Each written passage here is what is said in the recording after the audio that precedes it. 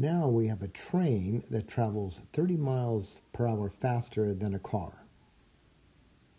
Okay, and if the train covers 120 miles and the same time the car covers 80 miles, what are the speeds of each of them?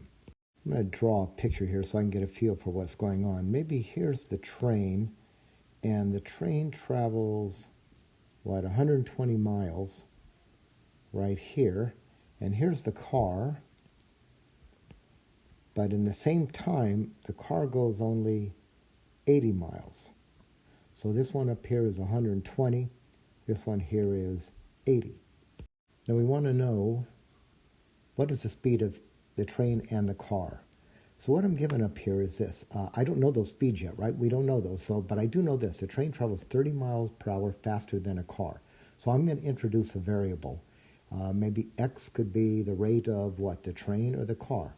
Well, the way this is written and the way these things are commonly written when you're given two quantities is you have a first one, the train, and a second one, in this case, the car. And typically the way it goes is you're going to let x, or r, in this case, the rate, be the second one. So I'm going to let r, or I'll call it x, be the rate of the car. So I'm going to let this be x. That's how fast the car is going. And then what do you know about the train? Well, the train's traveling 30 miles an hour faster. So whatever this is here, this speed up here is 30 more. So I'm going to write this as x and then add 30 miles per hour to it. There's a relationship we need to know in these time, distance, rate problems, and that is this, that the distance you travel is equal to the rate at which you travel times the amount of time at which you travel. So this is distance that you go is equal to your speed times the number of hours that you travel, right? Like suppose you're going 60 miles an hour for 3 hours, then you've gone 180 miles. So let's write this relationship for both the train and the car. So for the train, here's what we know. The distance that the train travels is equal to the speed of the train. Now what's the speed of the train? That's x plus 30 times the time. Well, we don't know how much time that is. And what's the speed of the car? That's going to be this one. Well, the distance the car travels is the speed of the car, which is x, times the amount of time that it travels, which again, we don't know. But we do know these distances, right? The distance for the train is 120 miles. So it's 120 equals x plus 30t times t. And the distance the car travels is 80. And that's equal x times t. Now I've got two equations, and there's two variables in each one, right? I've got, in each equation, I have an x and a t, and an x and a t. Now it turns out, in this case, that it says, if you go back up to read the problem, it says, the train covers 120 miles in the same time that the car goes 80 miles an hour. So when you look at the picture, the train's traveling along here, it takes a certain amount of time. Now that same amount of time, the car goes from here to here. So these times down here, this time and this time, these are equal. All right, so these are equal. Those two times, these are equal. So let's do this. Let's solve each equation for t. So I want to solve for t, so I'm going to divide by the x plus 30, so I'll get 120 over x plus 30. That's equal to the time for the train.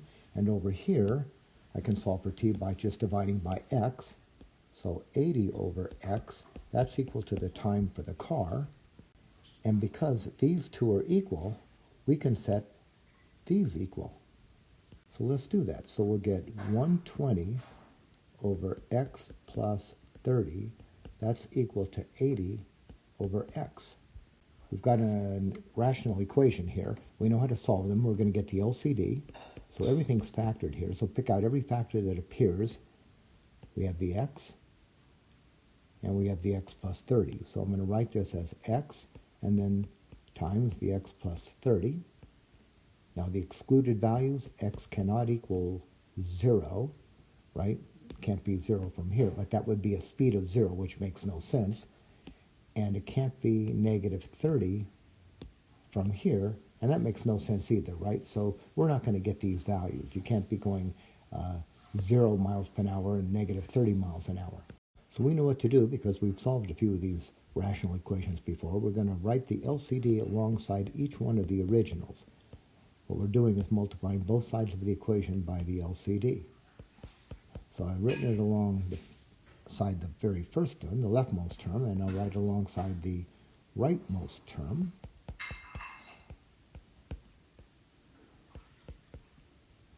And now we're going to get some cancellations, right? The x plus 30 goes with the x plus 30, and we are left with 120 times x. All right, so we get 120x over here equals, and on this side, what happens? Well, that x is going to cancel with that x, so I'll cancel those. And then I'm left with the 80 times the x plus 30. So I'll write that. I get 80 times x plus 30, and there's an equation we can solve. So we'll get 120x equals, now multiply through, right? We'll get 80, that's an 80x plus, now 8 times 3 is 24, got 2 zeros. Let's subtract that 80. So 120x minus 80x is 40x equals 2400. I'll divide 2400 divided by 40. So x is equal to, well, let's see here. 4 goes into 24 6 times. I'll cancel one of those zeros, so I get a 60. So that goes into 60. But now this is our word problem, so we have to look all the way back to see what x was to begin with. So as I look back all the way through my work, what was x? Well, x was the speed of the car. And then right above it, right here, I've got the other unknown, which is x plus 30, and I'm just going to write that right down here below it. I mean, I want to keep my work organized and logical, so x plus 30 is, and there's the x right there, so I get 60 plus 30, well, that's 90. So let's summarize. Here's what we're asked. What are the speeds of each? So how about this? For the car, all right, the car's going 60 miles per hour, and the train, that's going 90 miles per hour.